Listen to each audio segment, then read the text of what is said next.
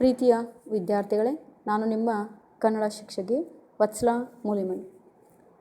SSLC ಪಠ್ಯಪುಸ್ತಕಕ್ಕೆ ಸಂಬಂಧಪಟ್ಟಂತಹ ಮೂರನೆಯ ಪಾಠವಾದ ಗಾನಯೋಗಿ ಪಂಡಿತ್ ಪುಟ್ಟರಾಜ ಗವಾಯಿ ಅವರ ಪಾಠವನ್ನು ಇವತ್ತು ನಾನು ಮಾಡ್ತಾ ಇದ್ದೇನೆ. ನೀನು ಬರೆದವ್ರು ಯಾರು ಅಂತ ಹೇಳಿದ್ರೆ ರಮೇಶ್ ಗೌಡ MK ಅಂಥೇಳಿ.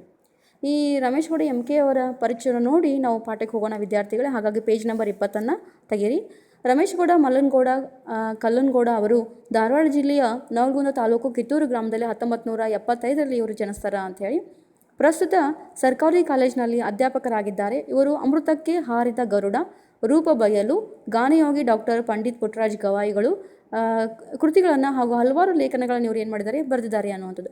ಅಮೃತಕ್ಕೆ ಹಾರಿದ ಗರುಡ ಕಥಾ ಸಂಕಲನಕ್ಕೆ ಕನ್ನಡ ಸಾಹಿತ್ಯ ಪರಿಷತ್ತಿನ ರತ್ನಾಕರ ವರ್ಣಿ ಮುದ್ದಾನ ದತ್ತಿ ಪ್ರಶಸ್ತಿ ಹಾಗೂ ಕರ್ನಾಟಕ ಸಾಹಿತ್ಯ ಅಕಾಡೆಮಿಯಿಂದ ವರ್ಷದ ಉತ್ತಮ ಕೃತಿ ಪ್ರಶಸ್ತಿಗಳು ಲಭಿಸಿವೆ ಅನ್ನುವಂಥದ್ದು. ಇಷ್ಟು ನಿಮ್ಮ ರಮೇಶ್ ಗೌಡ MK ಅವರ ಪರಿಚಯ.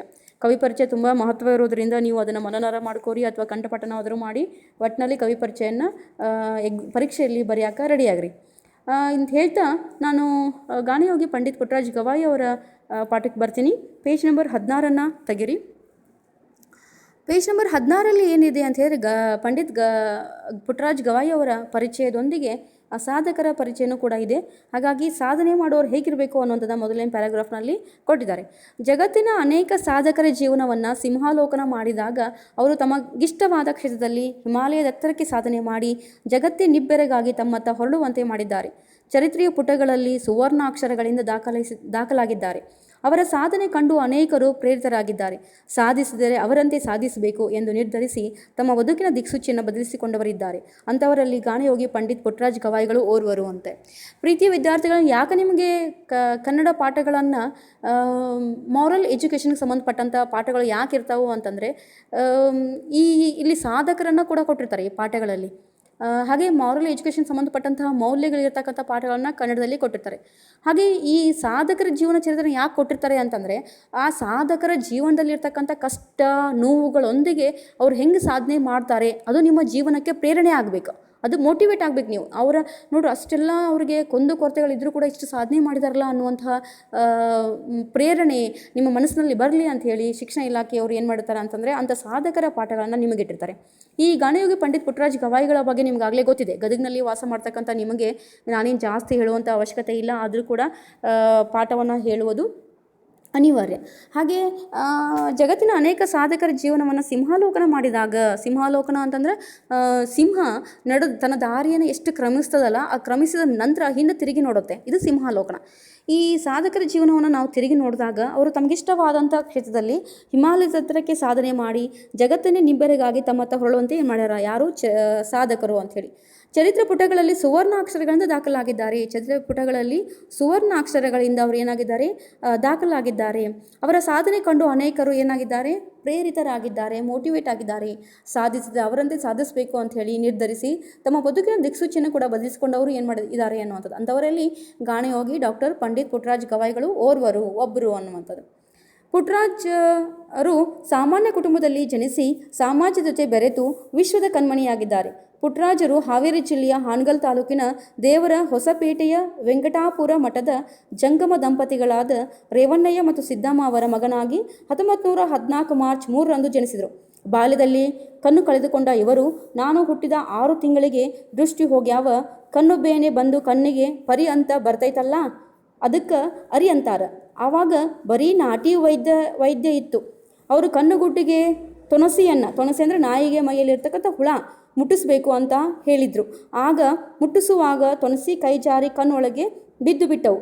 ಆವಾಗ ಅದು ಹರಿಯುವುದರ ಬದಲು ಗುಡ್ಡಿನ ಹರಿದು ಕಣ್ಣು ಹೋಗಿ ಬಿಟ್ಟವು. ಹೀಗೆ ಹೇಳುವಾಗ ಗವಾಯಿಗಳಲ್ಲಿ ಯಾವ ವೇದನೆಯೂ ಇರುತ್ತಿರಲಿಲ್ಲ. ನೋಡ್ರಿ, ಪುಟ್ಟರಾಜ ಗವಾಯಿಗಳವರಿಗೆ ಕಣ್ಣು ಹೋಗ್ಲಿಕ್ಕೆ ಏನು ಕಾರಣ ಅಂತೇಳಿ ಈ ಪ್ಯಾರಾಗ್ರಾಫ್ನಲ್ಲಿ ರಮೇಶ್ ಗೌಡ MK ಅವರು ಹೇಳ್ತಾರೆ. ಪುಟ್ಟರಾಜ್ ಅವರು ಎಲ್ಲಿ ಹುಡ್ತಾರ ಅಂತ ಹೇಳಿದರೆ ಹಾವೇರಿ ಜಿಲ್ಲೆಯ ಹಾನಗಲ್ ತಾಲೂಕಿನ ದೇವರ ಹೊಸಪೇಟೆಯಲ್ಲಿ ಅಲ್ಲಿ ಜನಿಸ್ತಾರ ಅಂಥೇಳಿ. ವೆಂಕಟಾಪುರ ಮಠದ ಜಂಗಮ ದಂಪತಿಗಳಾದ ರೇವಣ್ಣಯ್ಯ ಮತ್ತು ಸಿದ್ದಮ್ಮ ಅವರ ಮಗನಾಗಿ 1914 ಮಾರ್ಚ್ 3ರಂದು ಇವರು ಏನು ಮಾಡ್ತಾರೆ, ಜನಿಸ್ತಾರ ಅಂಥೇಳಿ. ಈ ಬಾಲ್ಯದಲ್ಲಿ ಅವಾಗೆಲ್ಲ ಈಗ ಡಾಕ್ಟರ್ಸ್ ಇದಾರಲ್ಲ, ಹಂಗೆ ಡಾಕ್ಟರ್ಸ್ ಇರಲಿಲ್ಲ. ನಾಟಿ ವೈದ್ಯರು ಅಂತಂದ್ರೆ ಈ ತಪ್ಪಲು ಗಿಡ ಗಂಟಿಗಳು ಅಥವಾ ಬೇರುಗಳನ್ನು ಕುಟ್ಟಿ ಔಷಧ ಮಾಡಿ ಕೊಡ್ತಾಯಿದ್ರು. ಬಾಲ್ಯದಲ್ಲಿ ಕಣ್ಣು ಕಳೆದುಕೊಂಡ ಅವ್ರು ಏನು ಹೇಳ್ತಾಯಿದ್ರು, ನಾನು 6 ತಿಂಗಳು ಇರಬೇಕಾದ್ರೆ ನನಗೆ ಏನಾಗೈತಿ ಅಂತಂದ್ರೆ ಕಣ್ಬೇನೆ ಬಂದಿತ್ತು. ಕಣ್ಬೇನೆ ಅಂದರೆ ಕಣ್ಣಿಗೆ ನೋವಾಗಿತ್ತು. ಕಣ್ಣು ನೋವು ಅಂದರೆ ಕಣ್ಬೇನೆ ಅಂತ ಬರ್ತದೆ. ಕಣ್ಣೆಲ್ಲ ಕೆಂಪಾಗಿ ಕಣ್ಣು ಉರಿ ಸ್ಟಾರ್ಟ್ ಆಗುತ್ತೆ. ಕಣ್ಣಿಗೆ ಪರಿ ಪರಿ ಅಂತ ಬರ್ತೈತಲ್ಲ, ಪರಿ ಅಂದರೆ ಸಣ್ಣ ಪದರ್ ಬರ್ತದಲ್ಲ, ಅದಕ್ಕೆ ಅರಿ ಅಂತಾರೆ. ಪರಿಗೆ ನಾವು ಅವ್ರು ಏನಂತ ಕರ್ತಾರೆ, ಅರಿ ಅಂತಾರಂತೆ. ಆವಾಗ ಬರೀ ನಾಟಿ ವೈದ್ಯ ಇತ್ತು. ಅವ್ರ ಕಣ್ಣು ಗುಡ್ಡಿಗೆ ತೊಣಸಿ ಅಂದರೆ ನಾಯಿಗೆ ಒಂದು ಹುಳ ಇರುತ್ತೆ, ನಾಯಿಯ ಮೈಯಲ್ಲಿ ಒಂದು ಹುಳ, ಅದಕ್ಕೆ ತೊಣಸಿ ಅಂತ ಕರೀತಾರೆ. ಅದನ್ನು ಕಣ್ಣಿಗೆ ಮುಟ್ಟಿಸಿದ್ರೆ ಇದು ಕಣ್ಬೇನೆ ಹೋಗುತ್ತೆ ಅಂತ ಯಾರೋ ಹೇಳಿದರು. ಅದಕ್ಕೋಸ್ಕರ ಕಣ್ಣಿಗೆ ಮುಟ್ಟಿಸೋ ಬದಲು ಏನು ಮಾಡಿಬಿಟ್ರೆ ಅವರು, ಕೈ ಜಾರಿ ಕಣ್ಣೊಳಗೆ ಬಿದ್ದುಬಿಡುತ್ತೆ ಆ ಹುಳ. ಯಾವ ಹುಳ ಅದು? ತೊಣಸಿ ಹುಳ ಅನ್ನುವಂಥದ್ದು. ಆ ತೊಣಸಿ ಕಣ್ಣೊಳಗೆ ಬಿದ್ದ ತಕ್ಷಣ ಅದು ಏನು ಮಾಡುತ್ತೆ, ಅರಿ ಅಂದರೆ ಪರಿಯನ್ನು ಹರಿಯೋ ಬದಲು ಕಣ್ಣು ಗುಡ್ಡಿನ ಏನು ಮಾಡಿಬಿಡುತ್ತೆ, ತಿಂದ್ಬಿಡುತ್ತೆ ಅನ್ನುವಂಥದ್ದು. ತಿನ್ನೋಂದರೆ ಗುಡ್ಡಿನ ಹರಿದು ಕಣ್ಣು ಹೋಗಿಬಿಟ್ಟಾವು.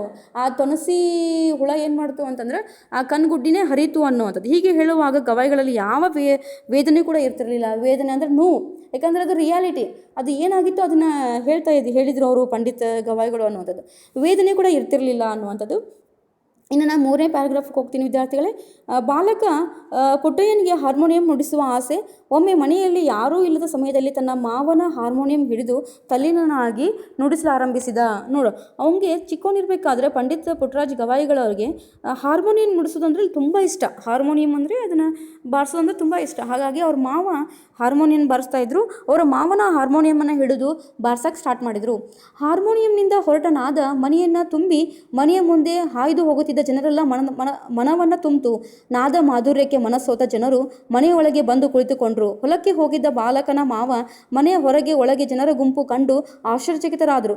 ಮನೆಯ ಒಳಗೆ ಹಾರ್ಮೋನಿಯಂ ನುಡಿಸುತ್ತಿರುವವರು ಯೋಗಿಯೇ ಇರಬಹುದೆಂದು ಭಾವಿಸಿ ಒಳ ಬಂದರು. ನೋಡ್ರಿ, ಅವ್ರ ಮಾವ ಹೊಲಕ್ಕೆ ಹೋಗಿದ್ದ, ಯಾರೋ ಹಾರ್ಮೋನಿಯಂ ನುಡಿಸ್ತಾ ಇದ್ದಾರಲ್ಲ, ಮನೆಯ ಮುಂದೆ ಅಡ್ಡಾಡ್ತಕ್ಕಂಥ ಜನರು ಏನು ಮಾಡಿಬಿಟ್ರು, ಮನೆಯ ಒಳಗೆ ಬಂದು ಕುತ್ಕೊಂಡ್ರು ಇವನ ಹಾರ್ಮೋನಿಯಂ ಕೇಳಲಿಕ್ಕೆ ಅಂತ. ಹೊಲದಿಂದ ಮರಳಿ ಬಂದಂಥ ಅವ್ರ ಮಾವ ಆಶ್ಚರ್ಯ ಆಗ್ತಾನೆ. ಯಾಕೆ ಜನ ತುಂಬಿಕೊಂಡಿದ್ದಾರೆ, ಒಳಗೆ ಹಾರ್ಮೋನಿಯಂ ನುಡಿಸ್ತಕ್ಕಂಥವ್ರು ಯಾರೋ ಯೋಗಿಗಳು ಇರಬಹುದು ಅಂತ ಹೇಳಿ ಮನೆ ಒಳಗೆ ಬರ್ತಾರೆ. ಒಳಗೆ ಬಂದರು.